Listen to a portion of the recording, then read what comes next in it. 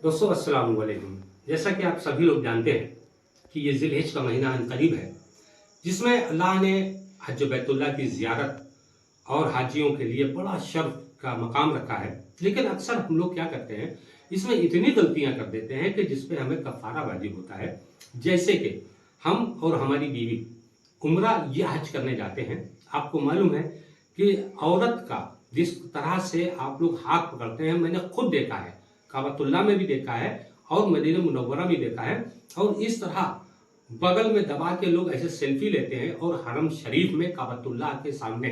आपको मालूम है कि आपका ना तो हज होगा इस तरह, ना ही उम्रा होगा। और एक अहम चीज आपको बता दूं कि एहराम की हालत में आप गलाफे काबा को बोसा नहीं दे सकते। आप शॉक्ड होंगे कि मैं क्या कह रहा हूं। हजरे अस्वद, जिसे संगे अस्वद कहते हैं, आप इसे भी बोसा नहीं दे सकते एहराम की हालत में। क्यों? उसका रीजन क्या है? अब आदमी खाली यहीं पर इतना ही सुनता है और हमारे चैनल पर निगेटिव कमेंट करने लगता है। तो भाइयों, ये अपनी लाइल्मी की वजह दूर कीजिए, दीन से जुड़िए, इस्लाम को समझिए।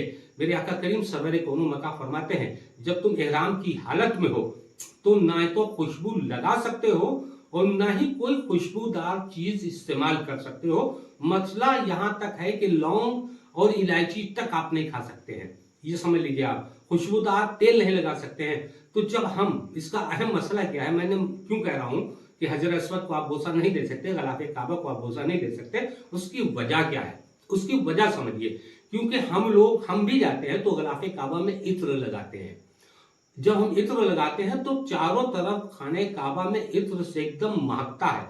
तो हम जब एहराम की हालत में बोसा देते हैं, चूमते हैं, तो वो इत्र मेरे हाथों में और माथे पर लग जाता है, जो एहराम की हालत में कतई कतई कतई जायज नहीं है।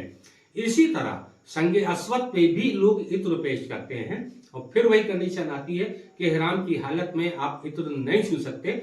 इसलिए आप इसकी एहतियात करें कि जब आप एहराम में हो तो गलाफे काबा को बोसा न दें, दूर से उसको तसव्वुर बोसा दे लें। जब आप एहराम उतार दें और तवाफ की नियत से जाएं तो आप खूब बोसा दीजिए, संगे अस्वद को ही बोसा दीजिए, वो जायज है। लेकिन खास तौर से एहराम की हालत में लिल्लाह ऐसा काम न कीजिए कि आपका उम्रा और हज दोनों रुआयगा हो जाए। ये हदीस पाक है जो हमने आपके हवाले कर दी। और मियाँ बीवी जब जाएं तो इतना फासला रखें ताकि आपके जिस्म में शहवत ना हो सके।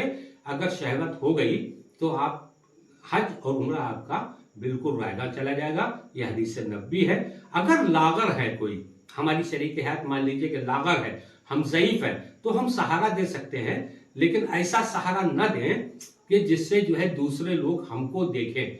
वो हरम पाक है, उसकी हुर्मत बहुत है, इसलिए इन चीजों से परहेज करें। इंशाअल्लाह ताला इससे आगे की वीडियो आप लोगों के हवाले करूंगा कि एहराम की हालत में हम क्या क्या नहीं कर सकते हैं। अस्सलाम वालेकुम।